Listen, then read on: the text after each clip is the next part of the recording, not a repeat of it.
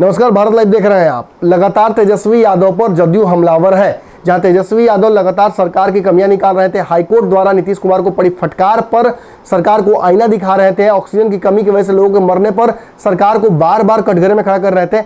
अब खबर आ रही है कि जो सत्ता पक्ष है जदयू, उसने तेजस्वी यादव को कटघरे में खड़ा कर दिया है। ललन सिंह ने मोर्चा संभाला है और तेजस्वी यादव के बिहार के जब भी आपदा आती है बिहार में, तब गायब हो जाने पर सवाल खड़े किए हैं और पूछ दिया है कि आखिर किस बिल में जाकर छुप जाते हैं तेजस्वी यादव। ललन सिंह के इस हमले पर लगातार राजद ने तो अभी तक चुप्पी बनाई हुई थी, लेकिन थोड़ी देर पहले राजद की तरफ से ऑफिशियल बयान आता है और ललन सिंह को एकदम उन्हीं की भाषा में उन्हीं पर आरोप लगा दिए जाते हैं। आपको पता है कि लगातार तेजस्वी यादव लालू यादव के साथ हैं, उनके पिता की रिहाई हुई है और जिस परिस्थितियों में कोरोना की वजह से दिल्ली में लॉकडाउन लगा हुआ है, इस वजह से वो पिता के साथ मौजूद हैं और उनके स्वास्थ्य की जो आवश्यक नीड्स हैं उसको देखभाल वो कर रहे हैं। डॉक्टर से लगातार कंसल्टेशन हो रहा है। इसी बीच खबर आई है कि राजद के विधायकों के साथ एक वर्चुअल मीटिंग भी उनकी होनी है।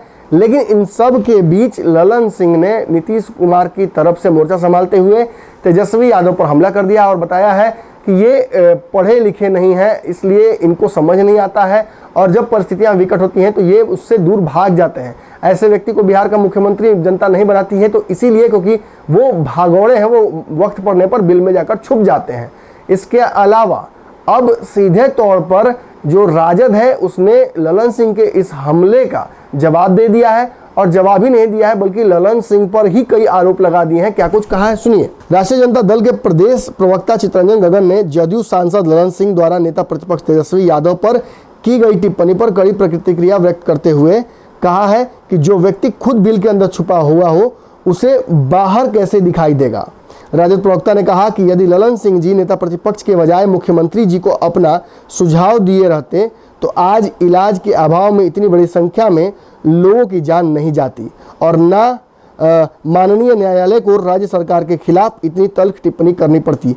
तेजस्वी जी के चिंता छोड़ ललन सिंह जी खुद भी बिल से बाहर निकले और मुख्यमंत्री जी सहित राज्य और केंद्र सरकार के मंत्रियों सहित सभी सांसदों को बिल से बाहर निकालें और सुनिश्चित करें कि ये अपने क्षेत्र के लोगों की देखभाल करें और उनकी सहायता करें। नेता प्रतिपक्ष तेजस्वी यादव अपनी जिम्मेवारी बखूबी समझते हैं। उनके द्वारा सरकार को हर प्रकार का सहयोग देने की पेशकश भी की गई है, लेकिन हम नेता प्रतिपक्ष हैं, हम विपक्ष की भूमिका में हैं। हमने आर्थिक सहयोग करने की भी बात की, हमने आपको वक्त रहते आगाह भी किया, हमने आपको बिहार में लॉकडाउन लगाने की बात 17 अप्रैल को ही बता दी थी और उस वक्त कोरोना के मामले भी कम थे, लेकिन आपने हमारी बातों को कभी सीरियसली नहीं लिया।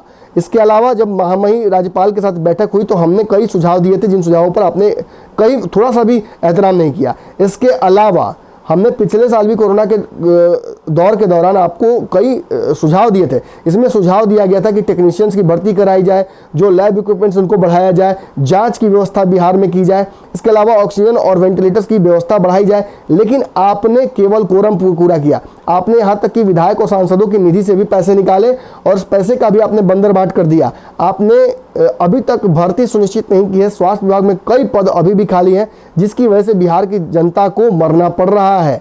आपके पास कोई ब्लूप्रिंट नहीं है, केवल आप पैसे खर्च कर रहे हैं और वो भी बंदरबाट के तरीके पे इस्तेमाल हो रही है।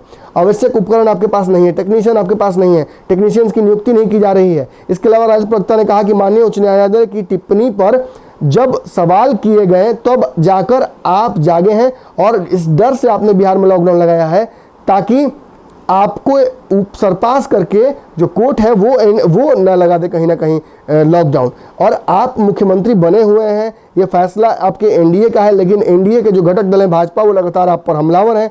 इन टिप्पणियों से आपको बचाने में कई बार हम भी खड़े हुए हैं, लेकिन आज जो परिस्थितियां हैं, ललन सिंह जिस तरीके से हमला कर रहे हैं, उन्हें खुद देखना चाहिए अपने गिरहबान में कि मुख्यमंत्री और ललन सिंह दोनों किस बिल में छुपे हुए हैं। अगर कोई व्यक्ति बिल में होगा तो उसे दूसरा व्यक्ति बिल के बाहर कैसे दिख सकता है। और इन सब परिस्थितियों पर कहीं ना कहीं जो हमला है उसका रुख सीधे तौर पर ललन सिंह की तरफ जो राजद के प्रवक्ता है उन्होंने मोड़ दिया है।